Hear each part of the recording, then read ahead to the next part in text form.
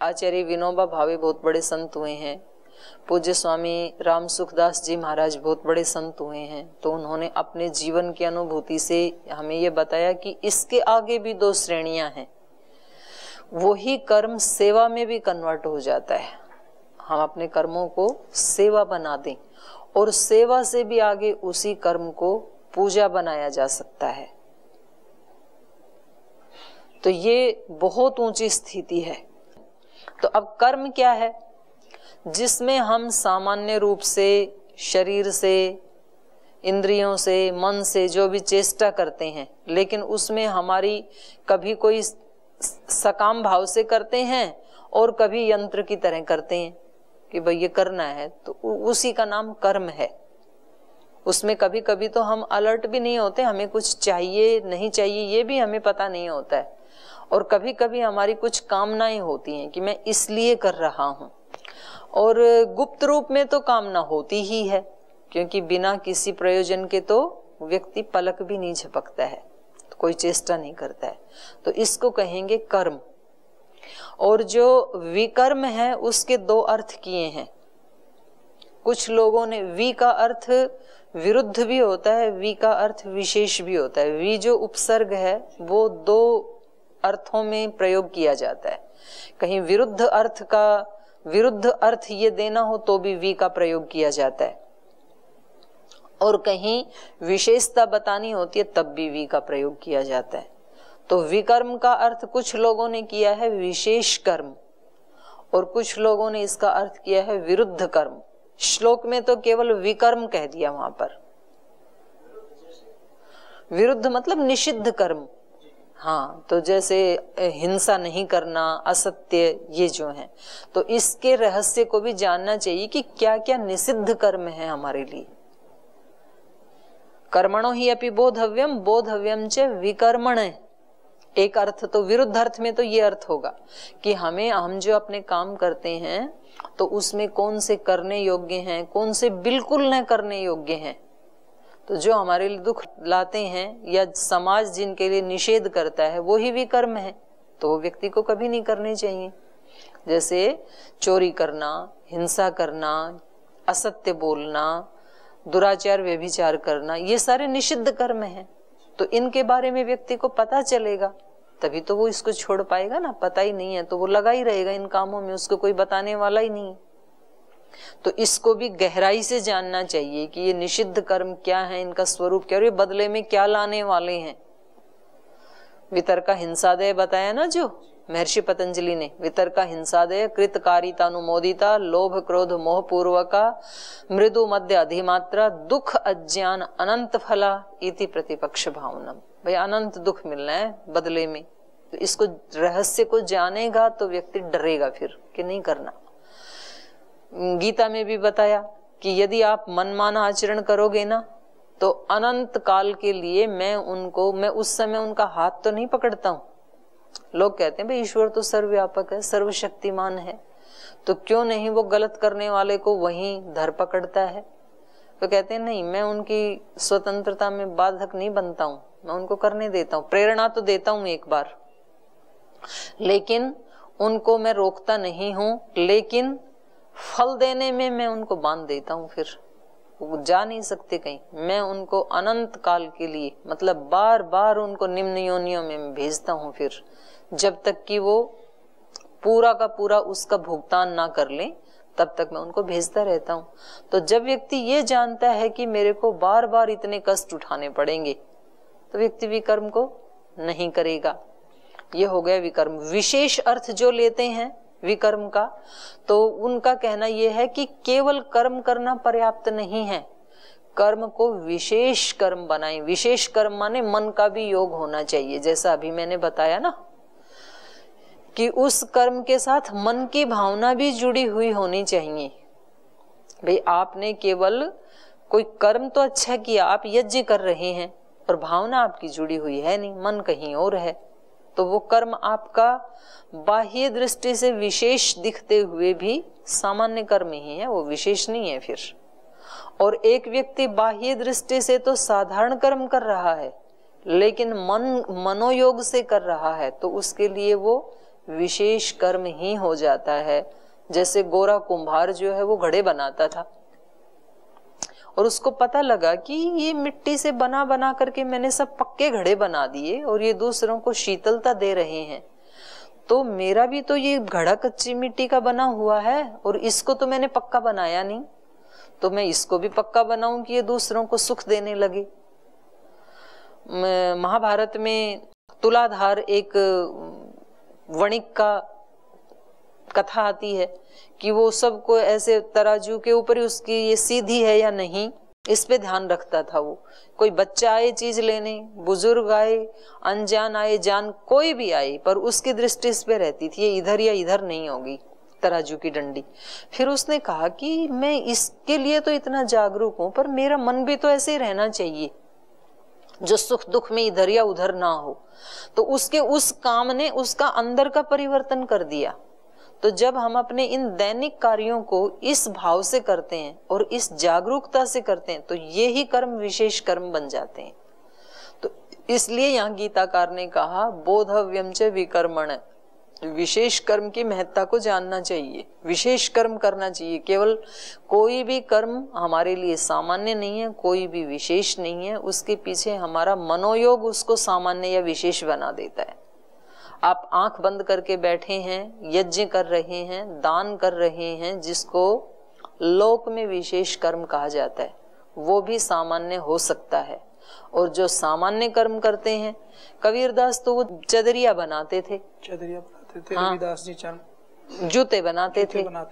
तो उन्होंने जूते बनाते बनाते उनको पता लगा कि ये जो कुंडे में पानी है, तो अगर मेरा मन शुद्ध है तो मेरे लिए तो यही गंगा है, मन चंगा तो खटोती में गंगा। और उन्होंने कहा मैं ये रोज चादर बना रहा हूँ और कितने लोगों का कल्याण कर रही है, ऐसी तो एक चादर ईश्वर ने भी मेरे को बना के दी है, तो इसका तो मैंने सदुपयोग किया ही नहीं। तो उन्होंने उसको ही चदरिया, झीनी रे झीनी, उसी का सदुपयोग कर लिया। तो सभी कर्म हमारे लिए विकर्म हो सकते हैं, विशेष कर्म हो सकते हैं। और तीसरा है फिर, अगर आपको उससे भी आगे छलांग लगानी है तो आप अकर्म को जाने। अकर्म का सब अर्थ अकर्म ही करते हैं। अकर्म मतलब कर्म करते हुए भी कर्म न करने जैसी स्थिति, जिसको हम कल परसों भी चर्चा कर रहे थे, नेकी कर दरिया में डाल। बुरा तो करना ही नहीं है, वो तो पहले ही हट गया, पर अच्छे का भी अहंकार और कर्तृत्व अपने अंदर नहीं रखना है। किसी की कोई भलाई भी कर दी तो अब ये भाव नहीं रहना चाहिए कि मैंने आपकी भलाई की, क्योंकि वो मेरा कर्तव्य था और मैं नहीं करता तो ईश्वर को वो उसकी सहायता करनी ही थी, किसी और को निमित्त बनाता। ये मेरा सौभाग्य कि भगवान ने मेरे को निमित्त बना लिया। एक बहुत बड़े एक साधक हुए हैं इधर उत्तराखंड में ही, तो वो दूध बेचने का काम करते थे, गोपाल नाम था उनका, ये सच्ची घटना है भैया। वो दूध बेचने का काम करते थे, लेकिन वो अपने दूध में कभी पानी नहीं मिलाते थे। अच्छा, दूध में पानी कई लोग नहीं मिलाते हैं, लेकिन वो पानी में दूध मिलाते हैं, उल्टा कर देते हैं। तो ना वो दूध में पानी मिलाता था, ना पानी में दूध मिलाता था। बहुत ईमानदारी से अपना काम करता था, लेकिन उसके मन में हमेशा एक अभिप्सा रहती थी कि अगर मेरे पास थोड़े पैसे जुड़े तो मेरे को एक बार वृंदावन जाने की इच्छा है, तो वहां मैं देखूं कि कहाँ भगवान वो खेलते थे, क्रीड़ा करते थे ग्वाल बालों के साथ, यमुना के किनारे बंसी बजाते थे, उनकी उसको मैं देखूं, ऐसे उसके अंदर से अभिप्सा थी, जैसा उसने सुना बेचारे ने बचपन में। लेकिन वो इतनी ईमानदारी से अपना काम करता था कि उतने पैसे जुड़े ही नहीं उसके पास, लेकिन तो भी वो पाई पाई जोड़ते जोड़ते 30 साल के बाद उसको ऐसे लगा कि अब मैं जा सकता हूँ वृंदावन। तो उसने मन बनाया और वो चलने के लिए जैसे ही निकला तो कहीं शाम हो गई, वो किसी उसमें रुका परिवार में, तो उस परिवार में 3 बच्चे थे, एक माँ थी, पति था नहीं उसको, और शाम का टाइम हो गया था, सूर्यास्त का टाइम हुआ, तभी उसने रात बासा लिया वहां पे। तो वो माँ जो है वो चूल्हे के ऊपर उसने बटलोई रखी थी और बच्चे बहुत जोर से चिल्ला रहे थे कि हम बहुत भूखे हैं, हम बहुत भूखे हैं। तो वो माँ बोली कि बस बेटा अभी बन ही जाते हैं चावल, मैंने रख दिए हैं, और उससे भाप निकल रही थी। तो उस व्यक्ति ने देखा कि इतनी देर से बच्चे चिल्ला रहे हैं और चावल बनने में इतना टाइम तो नहीं लगता, आधा घंटा हो गया। तो उसने सोचा, उसने खुद उसको उठा के देखा कि कभी बन गए हो और ये बहन भूल गई हो। तो उसने उठा के देखा तो उसमें चावल थे ही नहीं, पानी पानी था केवल। तो उसने पूछा कि ये क्या है? तो उसने थोड़ा उसको उधर ले जाके बताया कि भाई साहब ऐसा है, हमारे यहाँ 3 दिन से बच्चे भूखे हैं और ये चिल्ला रहे हैं और खाने को है नहीं हमारे पास कुछ भी। तो अभी थोड़ी देर चिल्ला करके सो जाएंगे और तब तक ये इनको भाफ दिखती रहेगी, मैं इनको कहती रहूंगी और फिर ये सो जाएंगे तो रात कट जाएगी।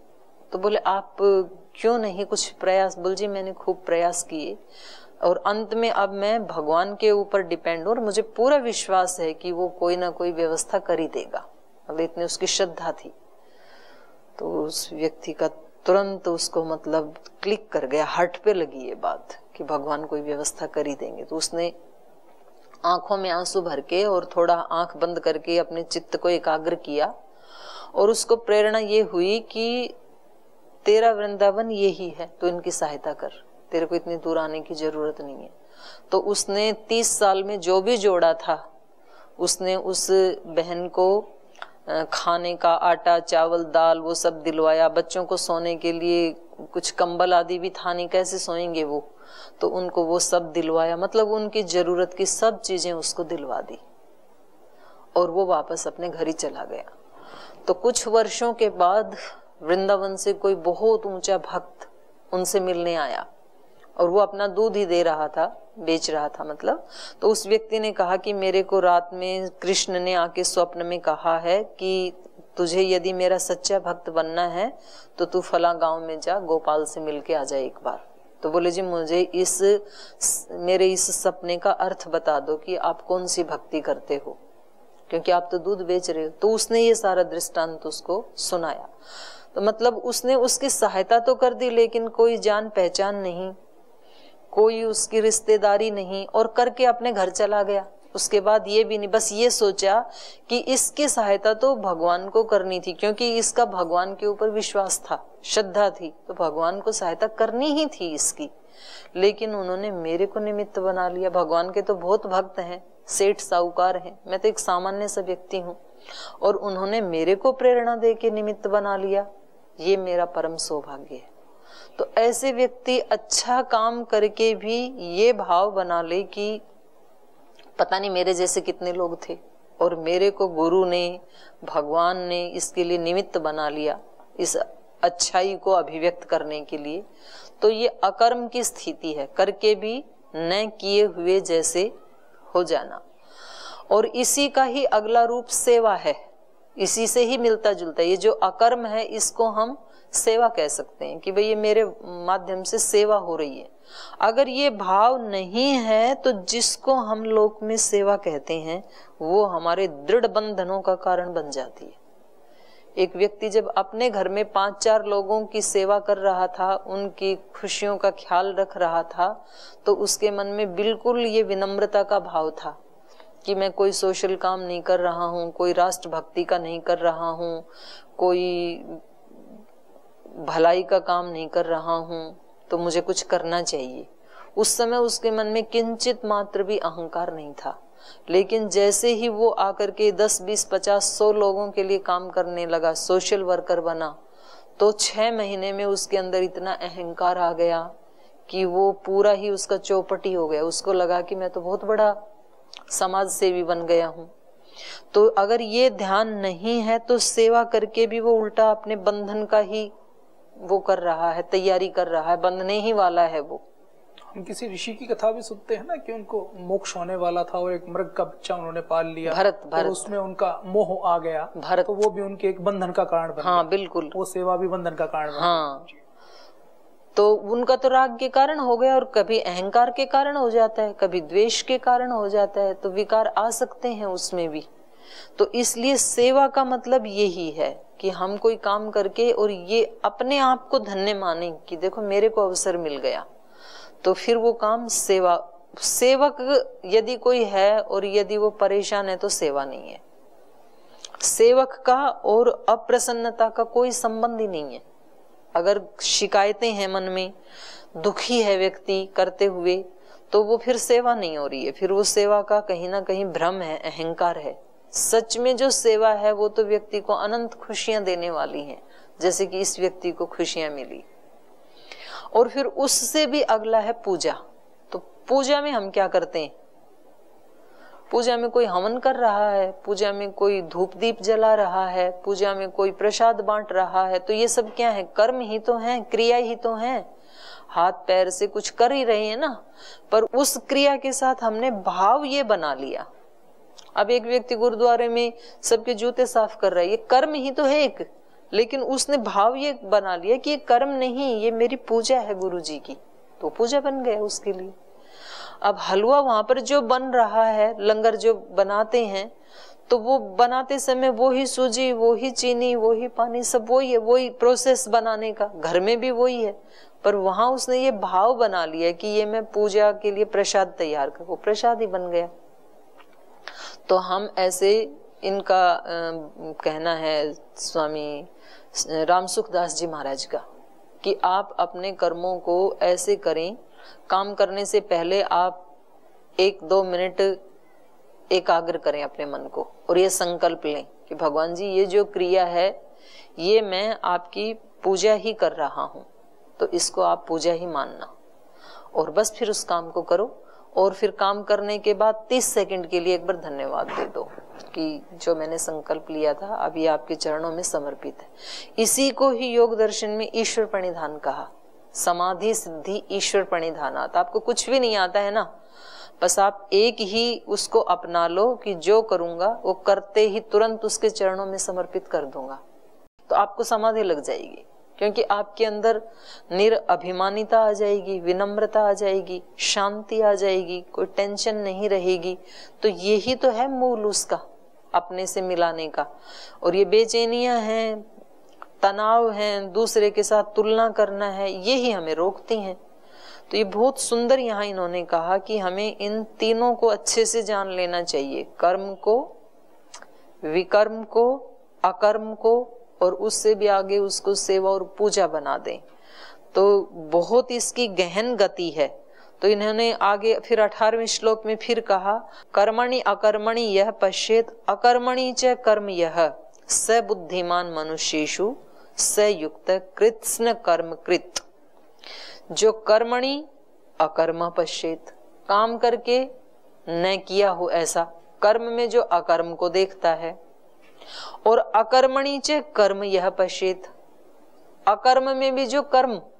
क्योंकि कुछ लोग कहते हैं कि जी हमें तो भगवान को पाना है, देखो हम कुछ काम नहीं करेंगे दुनियादारी के, ये बिजनेस व्यापार, ये सेवा, ये स्कूल खोलना, ये बच्चों को अष्टाध्यायी पढ़ाना, ये हम नहीं करेंगे, ये सब प्रवृत्ति के काम है, इसलिए हम तो ये बैठे ध्यान समाधि लगा के अपना पेड़ के नीचे, हम नहीं करेंगे कुछ।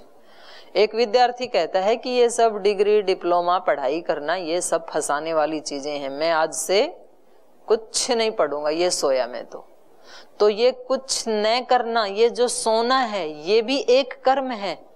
तो एक विद्यार्थी जब परीक्षा में पढ़ता नहीं है तो ये अकर्म हो गया ना।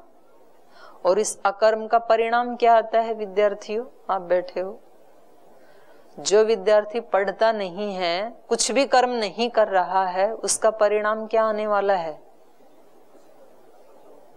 फेल होगा ना। तो ये भी तो परिणाम है ना, परीक्षा परिणाम आएगा तो क्या मिला उसको? फेल हो गया। इसलिए अकर्म का भी फल मिलता है।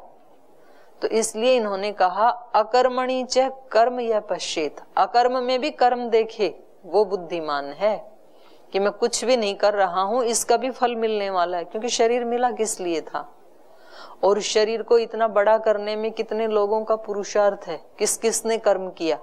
और आज तुम किसी को भी उल्टा नहीं लौटा रहे हो तो इसका फल मिलेगा, पेड़ बनना पड़ेगा, फिर ईश्वर बना देगा, फिर देते रहना पूरे जीवन भर, पूरा ब्याज समेत देना पड़ेगा जिसका लिया है। तो ये संसार जो है, इसमें हमने जो आज हमें परिस्थितियां, कर्तव्य कर्म मिले हैं, संबंधी आसपास के लोग मिले हैं, इनका कुछ लेना देना है पीछे का।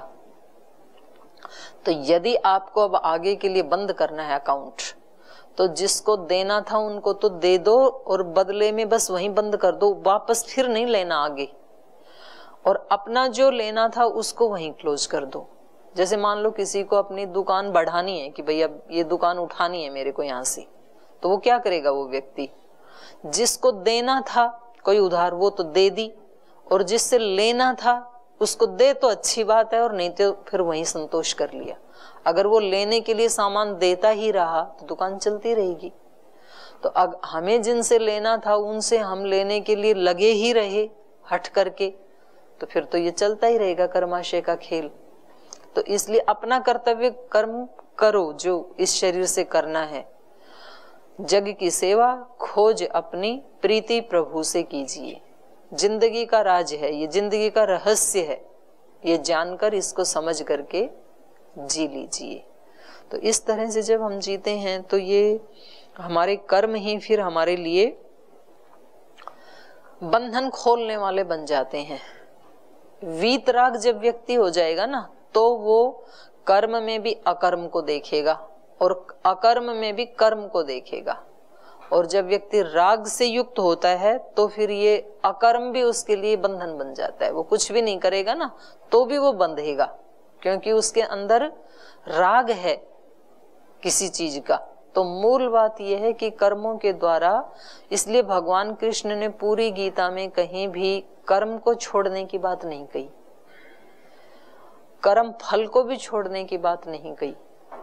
फल आएगा ही, बीज बो रहे हैं तो क्यों नहीं उसमें से 1 के 1000 दाने आएंगे, आएंगे ही। कर्म की आसक्ति को छोड़ने की बात कही, वासना की। तो हमें उसके ऊपर काम करना चाहिए। वास्तव में ये कर्म करते हुए तो जो अपेक्षित फल है वो जो आना है आ ही जाएगा, उसके लिए क्यों टेंशन लेना है। तो आधा ध्यान तो वहां जाकर के आधी शक्ति और नष्ट हो जाती है। तो अब हम सुबह से शाम तक जो करते हैं उसमें हमें अब देख लेना है कि जो कहीं हमारे निषिद्ध कर्म हैं उनको तो तुरंत खबरदार कर देना है, और जो हमारे कर्म थे उनको विशेष कर्म बनाना है, और कुछ विशेष कर्म कर रहे थे उनको हमें पूजा बनाना है। जी, एक प्रश्न और है दीदी, कि अभी आपने थोड़ी देर पहले ही बताया कि गीता में भी भगवान खुद कह रहे हैं कर्म की स्वतंत्रता के बारे में, कि भैया कर्म करने के लिए तो आपको मैं स्वतंत्र छोड़ दिया हूँ, फल मेरे हाथ में है। लेकिन सामान्य मनुष्य है, किसी संस्था में है, गांव देहात में कहीं भी वो है, कर्म की स्वतंत्रता उसकी लगती तो नहीं। दूसरों ने कुछ नियम बना दिए हैं, वो उन्हीं पे उसको चलना व्यवस्था ही है। तो अपने को कैसे पता चलेगा कि अपने मैं स्वतंत्र हूँ कि नहीं हूँ, परतंत्र हूँ? क्योंकि ये स्वामी सूर्यदेव जी, इनको लगता है कि पहले तो जब ये आए थे पतंजलि में तो ये सबकी अपनी मतलब नौकरी छोड़ के आए थे, देश विदेशों में, विदेश में भी ये गए थे, और ये इन्होंने सोचा कि भाई नौकरी छोड़ी और अब मैं स्वतंत्र हो गया, और अब वहां जाकर के मुझे एक फक्कड़ जैसे जीवन जीना है। और जैसे ही यहाँ पतंजलि योग पीठ में आए तो मैंने इनको दर्शन याद करवाना शुरू कर दिया, और जबकि ये अपने वहां पर सब पढ़ाई पुढ़ाई छोड़ छाड़ के आई थी। तो बेचारे ने पहले 5 दर्शन याद किए, 5 किए 4 किए, 4 ही किए, 5वें में तो जय बोल दी थी। फिर मैंने कहा कि केवल ये नहीं, अब आप उपनिषद भी पढ़ो, MA भी करो। इन्होंने सब किया। तो इनको लगा कि शायद दीदी के चंगुल से निकलने के बाद तो स्वतंत्रता मिल ही जाएगी, परीक्षा पूरी होने के बाद। तो अब परीक्षा पूरी होने के बाद भी हमने इनको बताया कि कार्य क्षेत्र में आपको कहाँ जाना है वो तो इन्हीं से पूछा, पर इस ट्रैक के ऊपर ही काम करना है आपको। तो अब इनको लगता है कि स्वतंत्रता है कहाँ, और ये कह रहे मेरी नहीं, सबकी यही बात है। हो सकता है ये बात हो भी किसी के मन में, लेकिन अब मैं आपसे पूछती हूँ, स्वतंत्र का अर्थ क्या है? स्व का अर्थ होता है आत्मा, और तंत्र का मतलब होता है सिद्धांत, अनुशासन, उसको कुछ भी कहो आप। तो जो अपनी आत्मा कहती है उसके अनुसार जीना, ये स्वतंत्रता है। तो अब आप कहोगे जी हम तो गुरु के आदेश में जीते हैं, तो स्वतंत्रता कहाँ है हमारी? पर गुरु के आदेश में जीना है या नहीं जीना है, ये निर्णय किसी और ने नहीं किया आपके जीवन का, ये निर्णय आपने किया था। उस निर्णय को करने में आप स्वतंत्र थे कि नहीं थे? थे। तो हमने अपनी ही इच्छा से उस पराधीनता को स्वीकार किया है। वो पराधीनता हमें अच्छी लगती है कि हम गुरु के आदेश के अनुसार चलें। क्यों? क्योंकि हमें ये लगा कि हमें नहीं पता है कि जीवन की डगर किधर से जाएगी, क्या परिणाम आएगा। हम अपने से ज्यादा ज्ञानी, अपने से ज्यादा सामर्थ्यवान इस व्यक्ति को देखते हैं और हमें यह भी विश्वास है कि ये जहां से भी जहां भी लेके जाएंगे कम से कम हमारा अहित नहीं होने देंगे। तो फिर अब वो हमारी स्वतंत्रता नहीं है, उसमें मैं स्वतंत्र हूं। मैं चाहूं तो मैं आज भी नमस्ते कर लूं उनको, इसमें मैं स्वतंत्र हूं ना। लेकिन क्योंकि मैं ऐसा करूंगी तो मुझे बहुत कष्ट हो जाएगा अपने आप में कि मैं ऐसे गुरु के बिना नहीं रह सकती हूं, क्योंकि मुझे अपने जीवन की रिस्पॉन्सिबिलिटी लेने की सामर्थ्य मुझे नहीं लगती है कि मेरे अंदर है। तो हमने अपनी ही इच्छा से, अब कोई अपने गुरु की पराधीनता को अपनी इच्छा से स्वीकार करता है, कोई पति की, पत्नी की, माता पिता की, बड़े भाई की। तो जो ये संबंध हम जी रहे हैं ना, ये हमने अपनी ही इच्छा से, उसमें हम स्वतंत्र हैं। तो कोई व्यक्ति स्वतंत्र नहीं रहना चाहता है तो वो तोड़ देता है संबंधों को, लेकिन फिर उसके पीछे जो कष्ट आएगा उसके लिए वो खुद जिम्मेदार है, क्योंकि उसने ही अपनी ही स्वतंत्रता से वैसा जीने का निर्णय लिया था कि संबंधों के बिना मुझे जीना है, ये निर्णय आपका था। तो अब संबंधों के बिना जीने में जो भी कष्ट आ रहा है उसमें आपकी स्वतंत्रता ही है। तो कई बार हम स्वतंत्रता का ठीक अर्थ नहीं समझ पाते हैं। हमें ये लगता है कि भाई जो हमारे मन में आ रहा है वो हम करें, ये स्वतंत्रता है ना। ये स्वतंत्रता नहीं है, ये इंद्रियों की तंत्रता है, स्व की तंत्रता नहीं है ये। क्योंकि इंद्रियां आज तो बोलेंगी कि वहां जाके पेड़ के नीचे बैठ जाओ, कल बोलेंगी कि नहीं गुरु के सानिध्य में उपदेश सुनो, फिर परसों बोलेंगे कि नहीं जाके सेवा करो। तो ये तो चेंज होता रहता है ये, क्योंकि मन का स्वभाव ही यही है, बहता रहता है ना वो। तो इसलिए हम कभी एक निर्णय लेते हैं तो वो हमने अपनी ही इच्छा से स्वीकार किया है उसको, तो वास्तव में वो हमारी स्वतंत्रता ही है। मैं स्वतंत्र हूं कि मैं इस रास्ते पे चलूं कि ना चलूं। तो जब कभी मन इस तरह से वितर्क करने लगे, वितर्क बाधने प्रतिपक्ष भावना, तो प्रतिपक्ष की भावना करके और हमें उन चीजों को एनालिसिस करना चाहिए। स्वतंत्रता क्या है, कर्म क्या है, अकर्म क्या है, सुख का कारण क्या है, दुख का कारण क्या है। तो कुल मिलाकर के प्रयास हमें ये करना चाहिए कि भाई आज का जीवन जो मिला है, मौका मिला है, तो ये ज्यादा से ज्यादा ये मेरे लिए हितकारी हो। तो मुझे क्या काम करना है, क्या सोचना है, क्या भाव रखना है, प्रयास हमें यही करना चाहिए। और यही प्रयास आप सब कर रहे हैं, हम भी कर रहे हैं, देखने सुनने वाले भी कर रहे हैं। तो ऐसे ही इस चर्चा को हम आगे भी कंटिन्यू रखेंगे। आज समय हो गया, आज यही विराम लेते हैं।